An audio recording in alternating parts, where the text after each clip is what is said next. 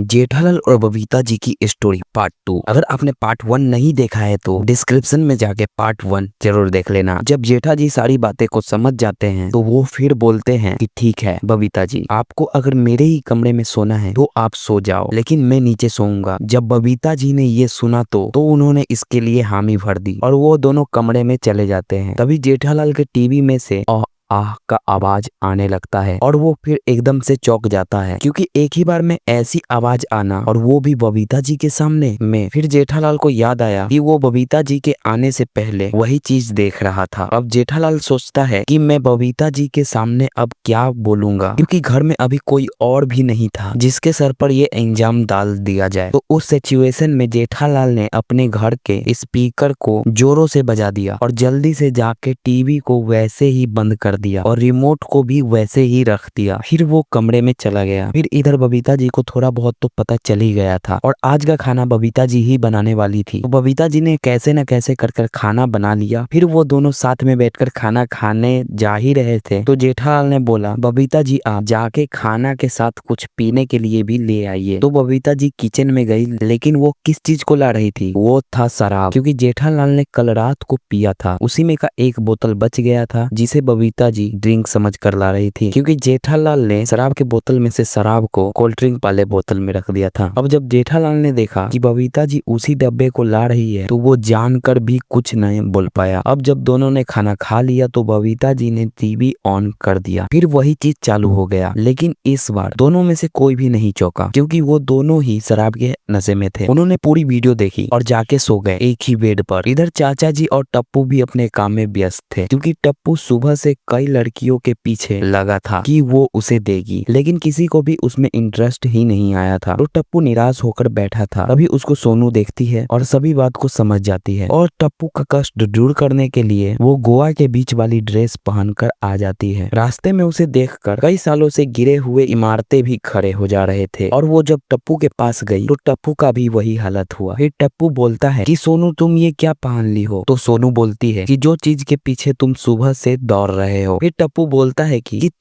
तुम्हारे साथ? तो सोनू बोलती है उसमें क्या? तो फिर टप्पू ने बोला ओके, लेकिन मैं दादाजी को बोल देता हूँ कि मैं कहीं जा रहा हूँ। तो सोनू बोलती है कि ठीक है। तो फिर टप्पू चंपकलाल के पास चला जाता है, लेकिन उसने अभी तक अपने मकान पर ध्यान नहीं दिया था, क्योंकि उसका मकान सीधा का सीधा ही रह गया था। तो जब चंपकलाल ने उसे देखा तो उसके मकान को देखकर ही आधे बात को समझ जाता है, लेकिन फिर भी वो कुछ नहीं बोलता है। फिर उसने पूछा टप्पू क्या काम है? तो टप्पू बोलता है कि दादाजी मैं और सोनू बीच पर जा रहे हैं, तो हमें आने में थोड़ी देर हो जाएगा। अब वो पूरी बात को समझ जाते हैं और वो टप्पू को परमिशन दे देते हैं जाने के लिए। तो टप्पू जाकर सोनू को बोलता है कि परमिशन मिल चुकी है, चलो अब चले। तो वो दोनों बीच पर चले जाते हैं, लेकिन एक चीज को भूल जाते हैं, वो है सुरक्षा कवर। तो सोनू उसके बिना नहीं मानती है। वो बोलती है कि टप्पू सबसे पहले तुम इसे ले आओ। तो टप्पू भी सुरक्षा लाने चले जाता है। जब वो लाने जा ही रहा था तब चंपकलाल बैठे बैठे सोचता है चलो टप्पू और सोनू का देखते हैं। तो वो चला जाता है बीच पर। वो साइड में जाकर खड़े रहता है। वो जब खड़ा रहता है और देख ही रहा होता है तब उसे बस सोनू ही दिख रही होती है और उसके पीछे से कोई आके उसे बोलती है कि क्या तुमने मुझे पहचाना? दरअसल ये उसकी बचपन की दोस्त है दीपमाला। जब चंपकलाल ने उसे देखा तो उसका मन जवानी जैसा हो गया। तब उन दोनों ने बहुत बात की। दरअसल दीपमाला ने अभी तक शादी नहीं किया था और उसने चंपक को मिलने के लिए अपने रूम का नंबर बता दिया। तब वो वहां से चली गई। फिर चंपक ने वहीं पर कुर्सी लगाकर बैठ गया और बैठा रहा। अब थोड़ी देर में टप्पू भी वहां पर सुरक्षा लेकर आ जाता है। फिर टप्पू बोलता है अब तो कोई बात नहीं है तो शुरू करे। तो इसका जवाब सोनू हंस हंस कर देती है, हाँ चलो शुरू करते हैं। जब वो दोनों चालू हो जाते हैं तब कम से कम 2 घंटे के बाद चंपकलाल दूर से देख रहा था। तब उसका 60 साल से गिरा हुआ मकान खड़ा हो जाता है। फिर उसको भी कंट्रोल नहीं हो पा रहा था। उसने कई बार गिराने का कोशिश किया, लेकिन वो नहीं गिर रहा था। जब उसे कंट्रोल नहीं हुआ तो वहां से सीधा चला गया अपने दोस्त के बताए गए रूम पर। जब उसने कई जगह ढूंढा लेकिन उसे रूम नहीं मिला। जब उसे रूम नहीं मिल रहा था तब वो लास्ट में एक बार खोजने गया, लेकिन अब उसे रूम मिल जाता है। जब वो रूम को खटखटाता है तो उससे उसकी दोस्त निकलती है। फिर वो बोलती है चंपक तुम यहाँ पर। तो चंपकलाल अपने मन में कैसे भी करके एक बहाना बनाता है और वो बोलता है मेरे होटल रूम में पानी भर गया है किसी कारण से, या मैं आज तुम्हारे रूम में सो सकता हूँ। तो वो बोलती है कि ठीक है तुम सो जाओ। लेकिन यहाँ चंपक सोने नहीं कुछ और ही करने आया था। जब उसके दोस्त ने नीचे देखा तो वो सारी बात समझ गए। फिर वो दोनों एक ही बेड पर सो गए। लेकिन जब ज्यादा रात हो गई तब चंपक ने सीधा जाके अपने दोस्त को कस के पकड़ लिया। फिर उसकी दोस्त नींद से उठ गई और बोली कि ये क्या कर रहे हो तुम चंपक। फिर उसने बोला कि नहीं कुछ नहीं, बस ज्यादा ठंड लग रही थी इसीलिए। तब वो दोनों फिर से सो गए। अब जब चंपक का मकान फिर से उठ गया तब उसके दोस्त ने उसे नीचे सोने के लिए बोल दिया। अब चंपक जाकर नीचे सो जाता है और सोचता है कि क्या इसे करने का मन नहीं है। और ऊपर सोई उसकी दोस्त सोचती है कि ये डायरेक्ट मूड के बाद क्यों नहीं करता। अब ज्यादा रात हो गई और चंपक जाके सीधा इस बार वही चीज करता है जो उसे करना था और उसकी दोस्त पहले से ही तैयार थी और दोनों ने रात को मिलकर रंगीन कर लिया। फिर जब सभी लोग सो के उठे तो सोनू और टप्पू वैसे ही सोए थे। फिर दोनों ने उठकर बोला कि आज तो मजा ही आ गया। और यहाँ चंपक की दोस्त बोली कि भले ही मैंने शादी नहीं की लेकिन मैं तुम्हें अपनी पति मानती हूँ। लेकिन आप सोच रहे होंगे जेठा और बबीता के बीच क्या हुआ होगा, तो देखते हैं इसे पार्ट 3 में। कमेंट जल्दी से जल्दी करिए और वीडियो पर इस बार 110 का लाइक एम जरूर से जरूर कंप्लीट करिए। मिलते हैं आप लोगों से नए वीडियो में अगले पार्ट में।